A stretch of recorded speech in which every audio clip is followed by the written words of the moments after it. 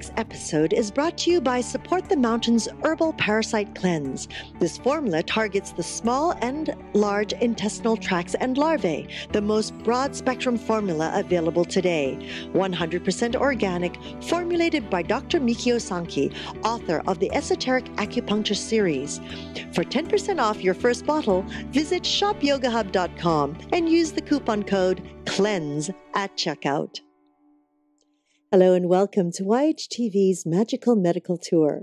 Thank you for joining us today. I'm Christina Suzama, and with me is our wonderful medical guide, Dr. Glenn Woolman. Hello, Dr. Woolman. And greetings to you, Christina. How are you? I'm super fantastic. It's going to be a fun day today. It's going to be an awesome day today. Yeah, it's going to be different. I feel it now. Yeah, I can tell. You're in your element. No, I think you're in your element. Oh, well, we'll see about that. Greetings, everybody. Welcome to Magical Medical Tour. I'm Dr. Glenn Woolman. I will be your medical guide today, along with Christina, as we travel through yet another quadrant of the healthcare galaxy in search of optimal health. And today, we're going to be talking with Gary Austin, who is the founder of the Groundlings. He's a singer, he's a songwriter, he's a teacher, he's a producer, and an author. And we're going to title this show Improvisational Healing, because many times, as you know, all of you that listen to our show and watch our show, we usually talk to the healers, but every once in a while we go on the other side for people that have done magical healings, and Gary is one of those people. So it's going to be a very interesting show today. And if anybody wants to call in, how do they get in touch with us, Christina? Well, at any time during this show, whether you're watching it recently or in the next year or so, you can feel free to still ask your question or make your comment. And you do so simply by scrolling down on your screen and typing it into the comment box and clicking submit. And we will definitely get back to you. Or you can call us at 818-LETS-TALK, 818-LETS-TALK. And be sure to leave us your contact information, and we will definitely post your messages to our special guest or to Dr. Woolman, and we will get back to you as well. Thank you, Glenn. You're welcome. So I just want to make a quote here. I want to state a quote, and this will introduce us to Gary. It says, "In acting, whether scripted or improvised, there are moments where split-second choices make all the difference in performance.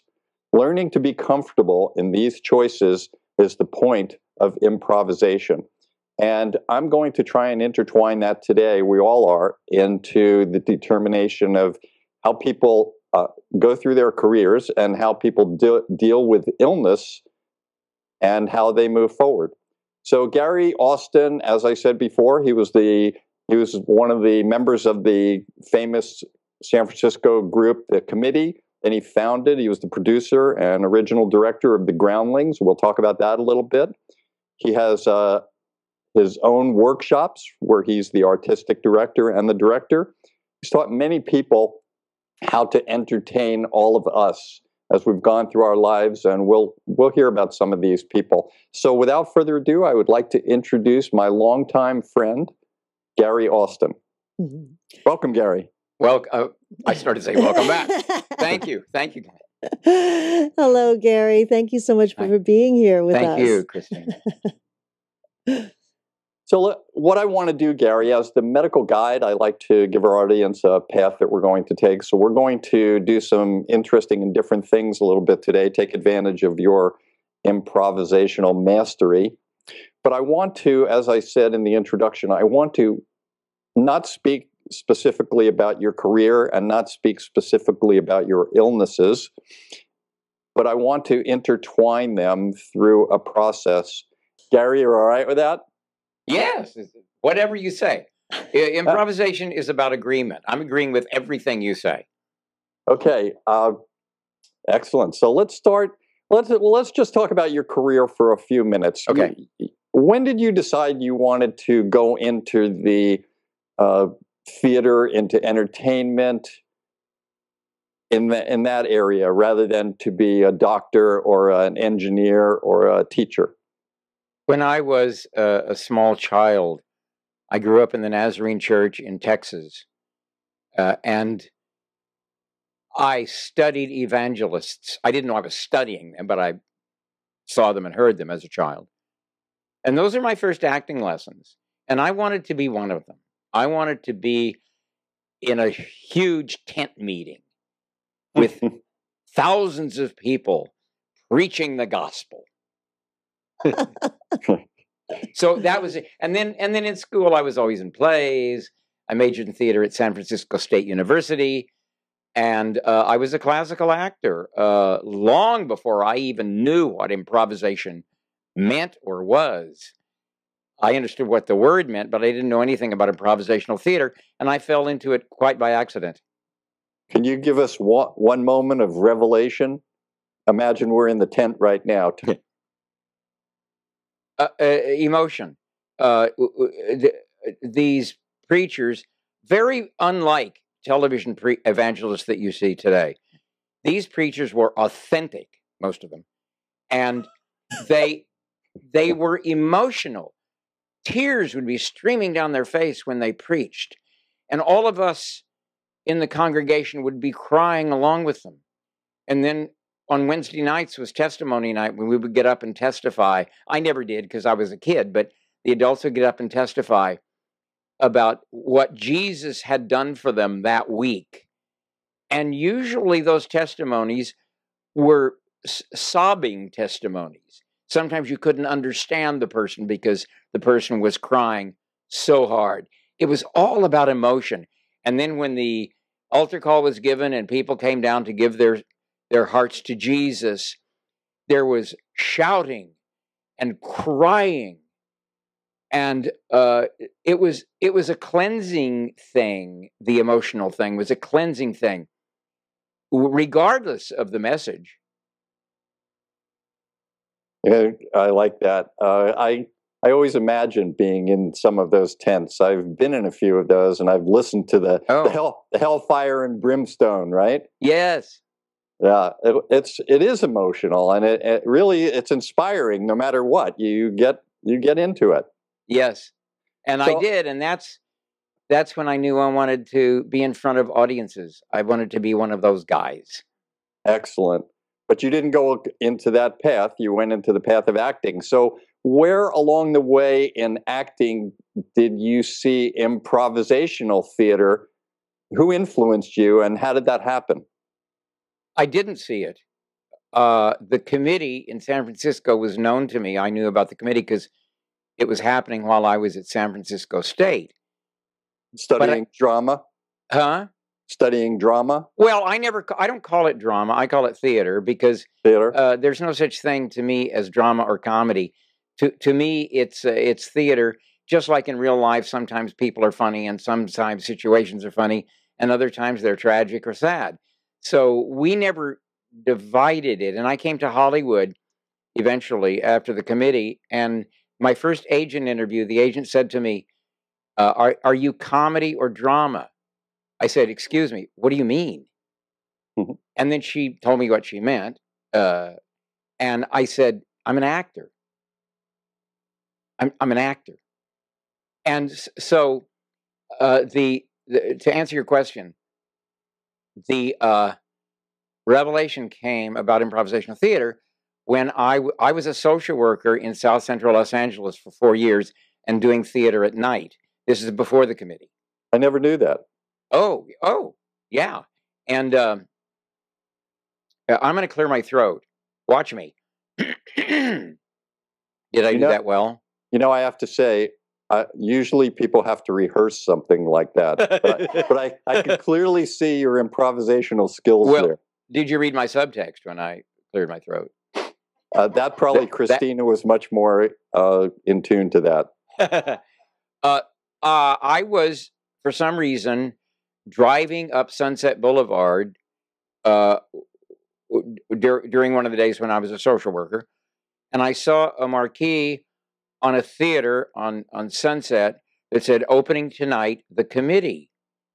Well, I had never seen it in San Francisco, and I knew that my good friend Christopher Ross, I'm sorry to say the late Christopher Ross, he died when he was 26. But he was on the marquee, Rob Reiner was on the marquee. I went inside and they were rigging lights, and tonight was the opening. And I said, "Where's Chris? Where's Chris Ross?" And they said he's at a certain restaurant. I went to the restaurant and I said, "Chris," and I hadn't seen him in a couple of years. Well, he was a classmate of mine at San Francisco State, and he gave me a comp, and I sat in the front row, a couple seats away from Carl Reiner, and I watched improvisation for the first time in my life. Because even when we improvised at San Francisco State, it wasn't improvisational theater. It wasn't what I consider improvisation.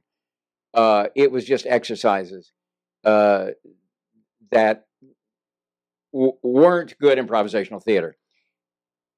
I went backstage after the show, and I knocked on the dressing room door, and a man named John Brent, who I'm sorry to say is no longer with us, came to the door, and I didn't know him. And I said, "Is there a workshop?" And he said, "Yes, come every Saturday afternoon at 1 o'clock. It's $5 for the day. It's a 4-hour workshop, always run by a member of the committee." I went to those workshops. Ellen Burstyn was a student before she was known. David Lander, Squiggy on Laverne and Shirley, before he was known, and many others. There were approximately 50 people in every workshop. Somehow, the directors managed to get us all on stage for a real workout. I fell in love with that form of theater. In fact, I fell in love with it that night when I saw the show. And after 1 year, during that year, Del Close, who really is considered the guru of improvisational theater. He directed Nicholson May. He was one of the founders of Second City. He was my teacher, and he selected me to be one of 12 actors who would perform on the committee Dark Night every Monday night. And so I began to perform in those shows. Eventually, I became light man, stage manager for the committee. And from my vantage point off stage left, I could see everything the actors did, and I could also see the front few rows of the audience. I learned, and then I did that for a year. I learned maybe more sitting there on that stool than I've ever learned in any 1 year in my life. And the thing that I learned the most was that even though the actors who were doing scenes that were rehearsed scenes that sprung from improvisation, nobody ever wrote a word on paper, but they would repeat the improvisation over and over until it becomes set. And I saw them do these scenes every night for a year.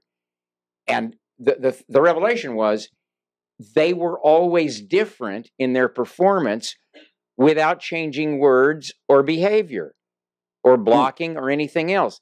It was always different. And it was because they were improvisers trained that way, so that when they did memorize text, it was improvisational. Give me a definition of that, Gary. Improvisation. You alluded to the fact that improvisation is its own special thing. Right. Give me a quick definition of that in your mind. Improvisation, to me, happens whether we're doing memorized text or written text that we've memorized. And the great actors, the ones who we all love the most, are always improvising when they do memorized text. They don't know it necessarily, but they are.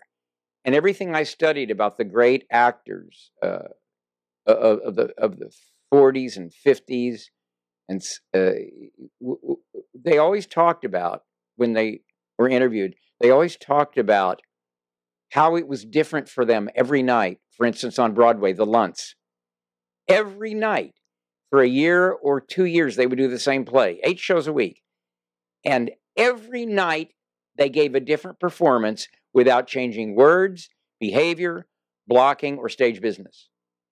I dug that. That was cool. And that's what I teach. And that's what I learned how to do. All right, we've talked about you as an artist, a director, a teacher, and you've even mentioned singer, songwriter, workshops, everything. Suddenly, something happened in your life. About 20 years ago, you were diagnosed with a problem with your heart. Yes. Mitral valve prolapse? Yes. What did that mean to you? It meant a lot of doctor visits to my cardiologist. And he said, eventually we'll have to have I think he used the word intervention, but eventually we have to do something about it. After about, oh God, I don't know, maybe 18 years of him watching me very carefully, he decided it was time for an intervention. And so Dr. Trento, whose first name is escaping me right now, at Cedars-Sinai, the heart surgeon, fixed my mitral valve, because the mitral valve, as you know, lets in blood from the lungs into the heart, and it wasn't working properly, and there was a lot of leakage, and I had AFib. So AFib, by the way, is an irregular heartbeat, atrial fibrillation, right? Yes. I'm asking you if that's right. Of course. Yeah, okay. Thanks for clarifying. I appreciate it. So in July of 2012, I had open heart surgery by Dr. Trento, and the leakage was fixed, and the AFib was fixed. And then just recently, there started to be a little bit of leakage again, and the AFib came back. We did a cardioversion to correct the AFib, so that's okay now. Cardioversion is a way of applying electricity to the body it actually stops the heart from beating and allows it to reboot. I'm glad you're telling me now that it stopped it beating, because I'm glad they didn't tell me that before the cardioversion. Right. What was it like having open heart surgery, preparing for that? Well, first of all, when I say open heart, I may be incorrect, because my chest was not opened. Dr. Trento used the robot to go in through my ribs to fix it inside the heart. I think that's why I call it open heart, because the mitral valve is inside the heart. Correct. So it was very successful, and we don't know right now. He and my cardiologist, Dr. Izar Harouzi, are watching me very carefully to see if another intervention has to happen. But so far, everything is okay, even with the leakage. How did you use your career and the things that you do, improvisational theater, drama, music, to prepare yourself for this issue, knowing that you were going to have a surgery, and then preparing for the surgery itself, and then healing from it? Did it stop you from any work? I'm amazed, well, for short periods of time, I'm amazed that I felt no stage fright before that operation or any other procedures I had. For instance, I also have multiple myeloma. Which we're going to talk about in a moment. I'll bring that up later. But anyway, before any of these events, I never had stage fright. I was joking when they were putting me out. And then sometimes there were some pretty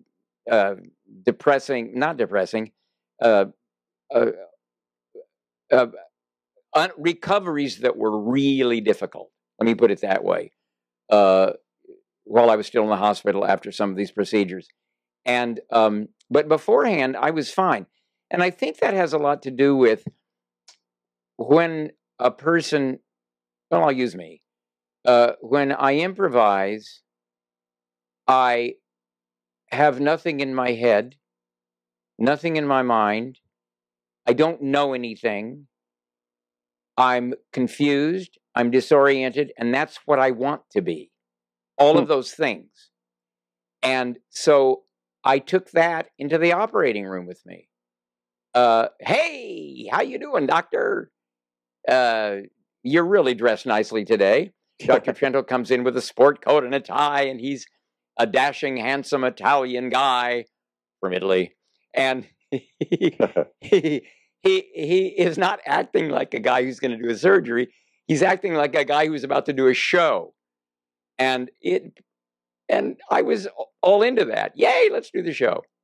I like that. And how about healing? Did you have to stop your career, or did you push forward and use that as a way of coping mechanisms and support, things like that, to give yourself meaning rather than focusing on the disease itself? After the recovery, actually during the recovery, after I got home from the hospital, I continued to work as much as I could work under those circumstances. And I never stopped teaching except for the brief moments I had to, like in the hospital. I'm going to go off on your tangent to another tangent and Yes. take you to the next place. Anybody would think, having heart disease, having a valve, having surgery, Yes. having all the complications of that would be enough for a career. But about 15 years ago, you were diagnosed with multiple myeloma, Yes. which is a cancer in the bone marrow. Yes. And there's many parts to that. And what I would like to do now, by way of introducing the multiple myeloma, is I would like to have a little skit right now, improvisational theater. I would like to play the most difficult role as the doctor. I'll be Dr. Hippocrates. Okay. And Christina, I would like you to be the patient, and we'll call you Susan Nami. Okay?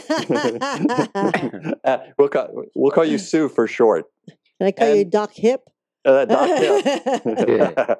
Exactly. And Gary, I would like you to be the cancer. Okay. I would like you to be the multiple myeloma. So I'm going to be Dr. Hip, and I'm going to walk into the room where Christina is in the hospital bed. Yes. Already? I'm in the hospital already? Yeah, well, you came in for a biopsy because we're trying to find out what's going on with you. You've had a number of symptoms. And I'm going to walk in the door and I'm going to say, "Hello, Miss Nami. May I call you Sue?" Hi, Doc. Yeah, you can call me Sue. Can you tell me what's going on with me, please? Yes, well, I have some news for you. You're here in the hospital. You've been having these symptoms, and we are very concerned about this, and that's why we did that bone marrow biopsy and these other tests, and we just got the results back, and I want to talk to you about this. I'm not going to say good news and bad news. It's just news, and then we're going to have a discussion about this. We found out what's going on. You're not crazy. All of these things that are happening to you are for a reason. You have what we call multiple myeloma. And this is a cancer that grows in your bone marrow, and it affects the part of the marrow where it produces red blood cells, white blood cells, and platelets. All of the things we need to protect against infection, to bring oxygen to the blood, and to clot so that we don't bleed to death. So this cancer, at this moment in time, has no cure, but there are many things we can do for you. And okay, you've got to slow down now, Doc. You're bombarding me with a whole list of things. That's true. That's scary. and fortunately, you've come to the perfect hospitals, Sue. We have a special program here where you put on these headphones and a microphone, and we actually have a way that you can communicate with your cancer. I want you to start having a discussion with your cancer, and I will then be back in a while, and we'll talk about some of the things that are going to happen, and this will explain it all to you. So I would like to, at this time, Sue, introduce you to Mr. Multiple Myeloma. So, Sue, I love you. I am happy to be within you. It's a great place to be. I enjoy it. Yeah, I know I'm warm and I know I'm cuddly, but honestly, I would invite you to leave. Actually, well, I'm not going to leave unless I'm forced to. Ah, I see. So Now, you're waiting for me to be cold and solid in the grave before you leave. No. What are you doing here? That could happen, but I might leave before that.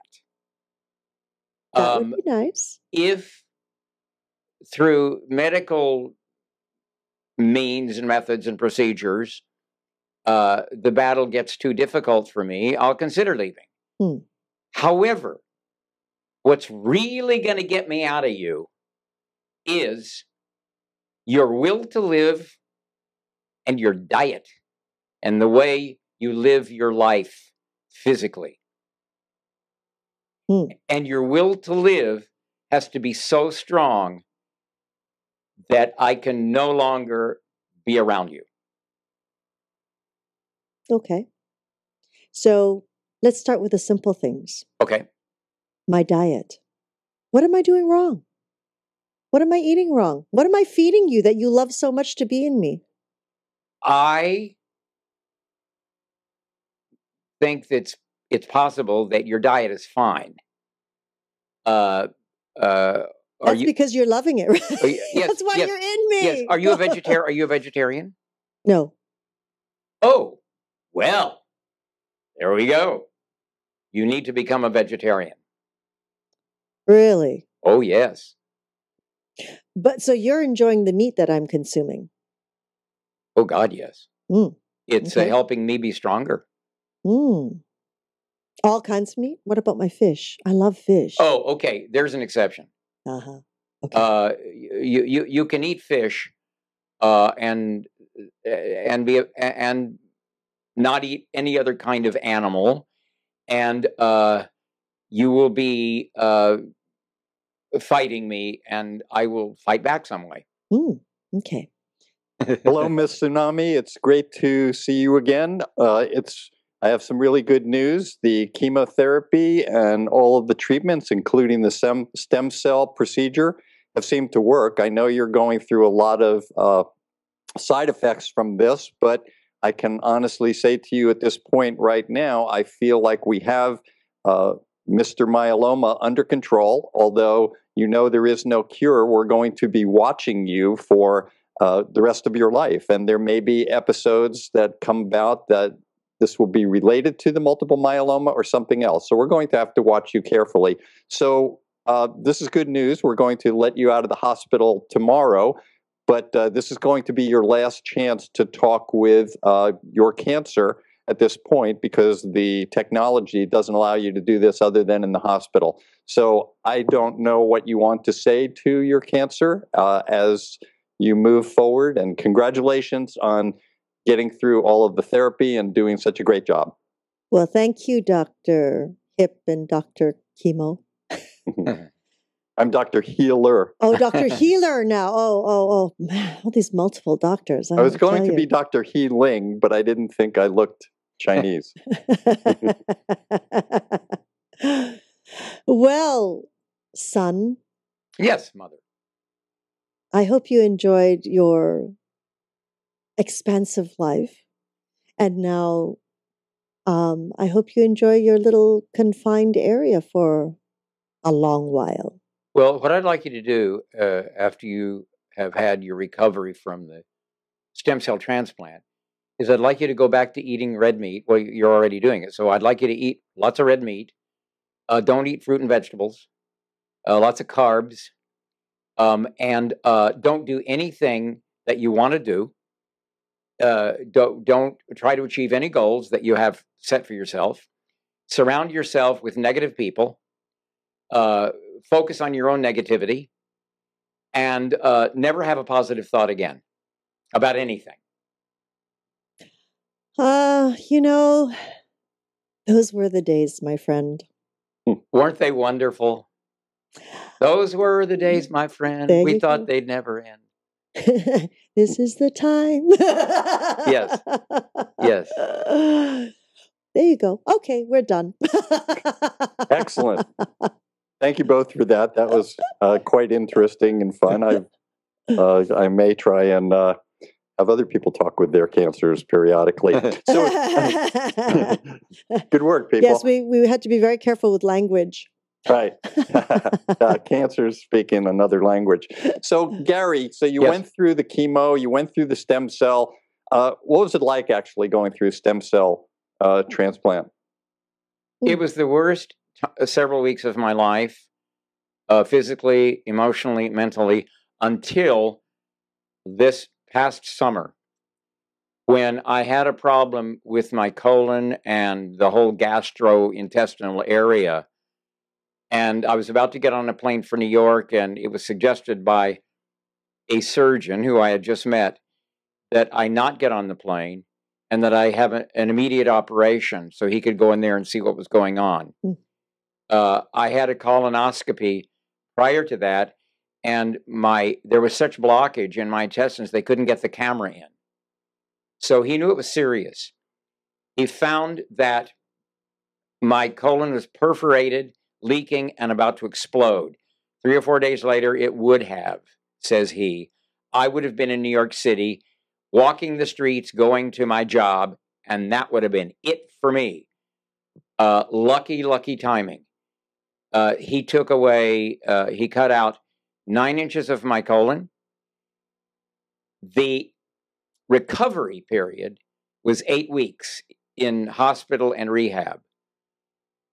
It was so much worse an experience than the stem cell transplant, which I thought was the worst thing one could go through, that it was like having a tonsillectomy thinking back about the stem cell transplant.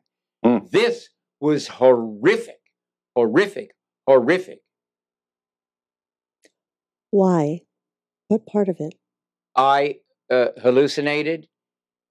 I had times of extreme terror.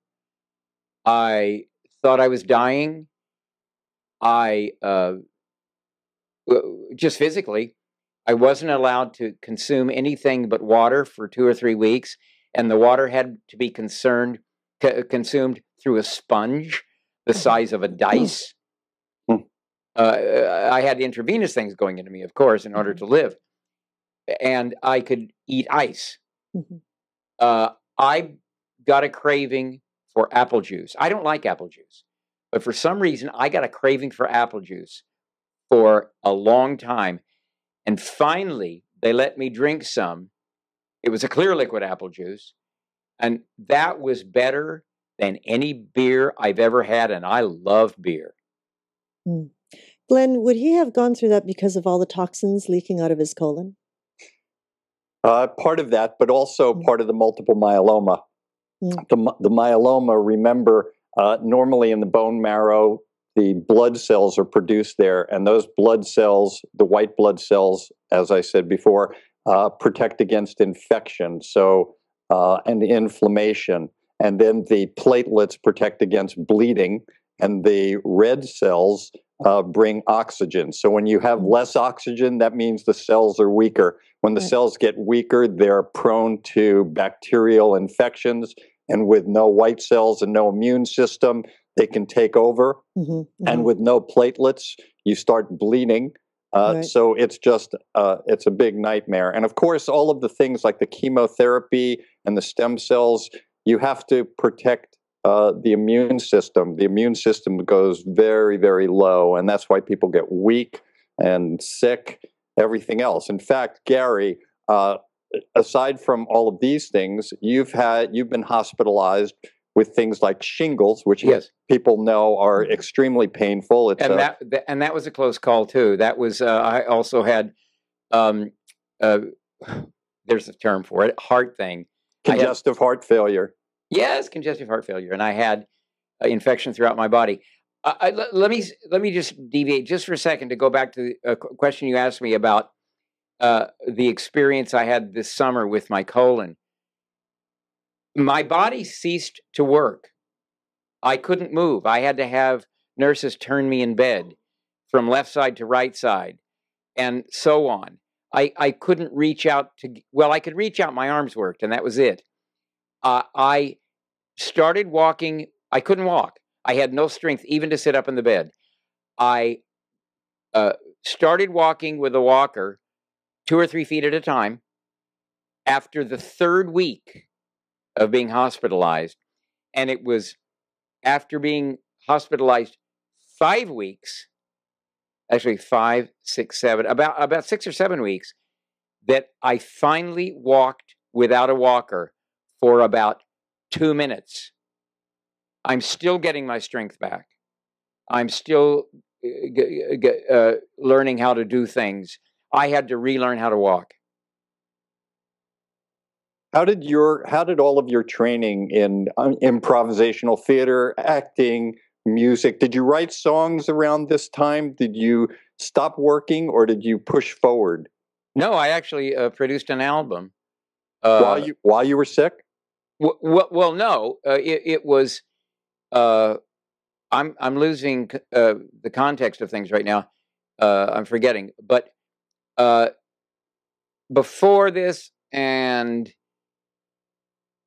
you know what? It was before this. A few months before this, I released my first album of songs that I've written called The Traveler, and it's out there. So in between all of these illnesses, I continue to function. I continue to help people create solo shows. I continue to travel. I continue to entertain myself. I had my own solo shows. I do concerts of my songs. And then when there was a sick time, then I wouldn't do anything. But I don't know why, but I didn't have an urge to write songs during the worst times, especially this last summer. And even before that, I had a lot of songs that I loved and I loved to sing. But just now, in the last week or two, I started to want to write again. I'm looking forward to it. Nice. Very nice. Gary, we're coming to the end of the show.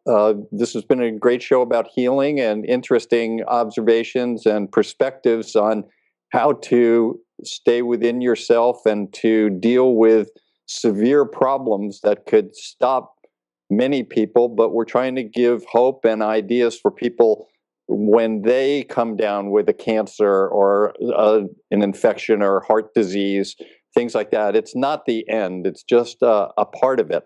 And I want to know if you have a health tip for us or some kind of guidance on how to deal with illness and injury.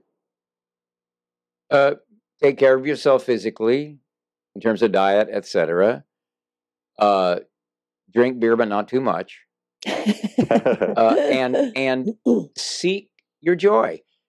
Do things that give you joy. At my age, I don't have that much time left to do all the things I always wanted to do someday. Someday is here.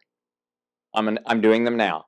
I have been doing them, but now I'm doing them more and more and more. I feel, regardless of what's actually going on, I feel like I'm more active now, even though I'm not traveling as much and so on. I feel more active now, and I have more incentive to do things than I ever did. And I've done a whole bunch in my life. But now there's a time limit. It took me all these years. I'm 73. It took me all these years to get to the place where I really understand there is an end. I refuse to succumb to the end. And when I go, I'll still be doing. It sounds like a country western song, I think. That's his new lyrics. Right.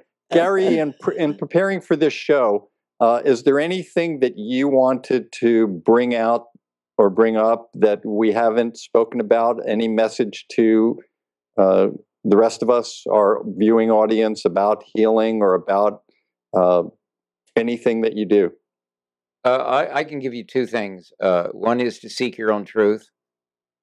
If the main thing that I teach when I teach actors to tell the truth. What does that mean? It means whatever is going on in the present moment, acknowledge, be aware of, and be in response to. That's the truth, because that's your truth in that present moment. And the other thing, which I learned from, well, I learned that from improvisation, but even more, I learned about agreement. Agree. And this doesn't mean you can't have a difference of opinion, because you can still have a difference of opinion and find agreement. Tell Congress and the president that. Well, actually, I think the president knows that, but Congress That's another topic, but I think we all know what I'm talking about. That's not about agreement. I often thought with the people who are our leaders who I disagree with, I've often thought about improvisational exercises that I could put them through. And my conclusion is they wouldn't cooperate. They would never cooperate.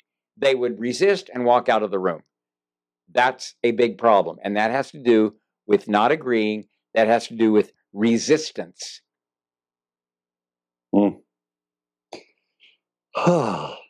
I'm grateful to our very special guest and my dear friend, Gary Austin, founder of the Groundlings, teacher, songwriter, author, musician.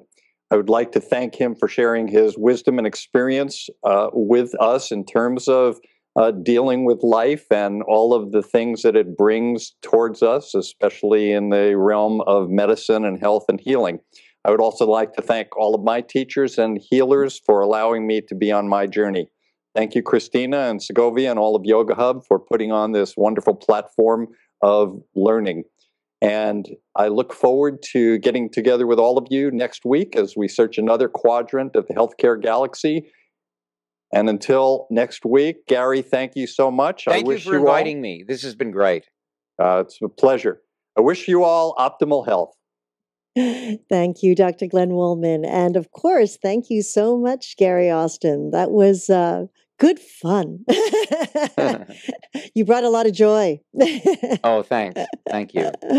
And by the way, I enjoyed improvising with you. Oh, thank you. I'll be your student one day. Did you like me as a cancer? I'm not big on cancer, but yes, I did. That's a mistake a lot of people make. They love their cancer in a perverted, unconscious way. And that's why they brought him in. Yes. Right? Yes. So, and I totally agree with you. Joy in life, and I have a saying: lots of joy, lots of laughter, and it's better than that apple a day. Yes, but you should have a banana a day. Oh, that's excellent too. Potassium. Yes, absolutely. Yes. Totally agree with you. Yes. We'll talk about the vegan diet later, okay? Okay, sure. And of course, we would like to thank each and every one of you for joining us in this new platform of education and information. We're grateful for your continuous support, and we look forward to hearing your feedback on how we can serve you better. If you'd like to connect with Dr. Glenn Woolman, you can do so through his website, glennwoolman.com, where I encourage you to learn about his Metaphor Square Breath. And again, we look forward to your feedback. Please scroll down on your screen, any comments or questions for our guest, Gary Austin, or for Dr. Glenn Woolman. Please type it into the comment box and click the submit button. Or you can just give us a call simply by dialing 818-LETS-TALK. 818-LETS-TALK. Thank you for joining us again. And until next time, namaste.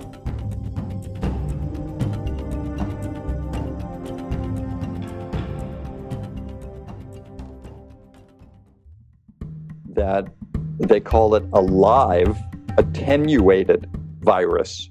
So this is the same virus, but instead of the inactivated where they kill the virus, what they do with the live attenuated virus is they weaken it with chemicals or with cold or with a number of different methods. So it's still a live virus, but it's so weakened that it won't be able to give you the flu. Now, there are some complications with that, as there are with everything. Sometimes that virus, because it's still alive, has the ability to mutate.